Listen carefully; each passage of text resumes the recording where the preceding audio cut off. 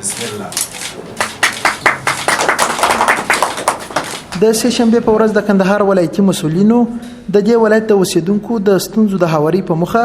210 ټليفوني شمېره فعاله کړه. د کندهار والی هیات لا هیات وایي چې یا د شمېره به 24 ساعته فعاله وي او خلک به له دې لارې خپل ستونزې چې په دولتي ادارو او نور بنسټونو کې ورسره مخ کېږي شریکوي.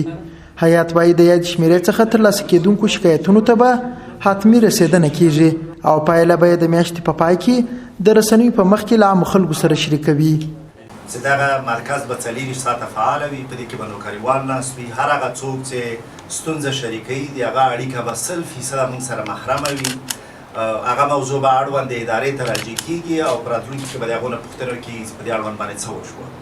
موږ به هره میاشت د میاشتې په آخر کې ټولې اړیکې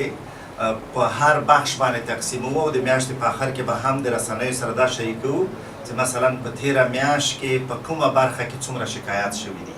تر څو موږ وکولی شو په راتلونکي کې هغه ادارې چې د هغو نه زیات شکایت کېږي هغه خپل مسؤلیت ته متوجه کړو او د هیوادوالو ستونزې په خپل وخت سره حل. د کندهار اوسېدونکي بیا وایي چې د ولایت کې په ځلونو د فساد سره د مبارزې او نور موخو لپاره ټلیفوني شمېرې فعاله سوي چې له کم فعالیت وروسته بیرته بندي سوي. دوی غوښتنه کوي چې تازه پرانیستل سوې شمېره دې فعاله وساتل سي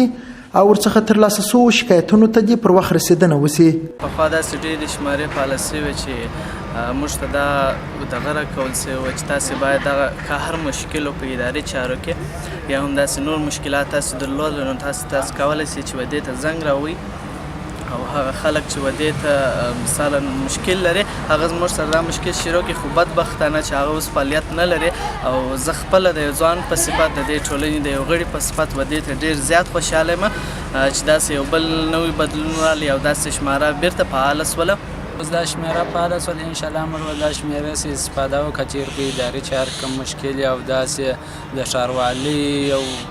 نور مشکلات خو ډېر لرو موږ چې هر مشکل چې موږ ورسره مخامخ سو هغه مشکل به موږ د دا شمېرې له لارې حلوو. چارواکي وایي له دولت سره د اړیکو لپاره د ټلیفوني شمېرو فعالیت نه یوازې دا چې د خلکو د ستونزو په هواري کې ګټور تمامیږي بلکې د ګڼو امنیتي پیښو مخه هم نیولی سي.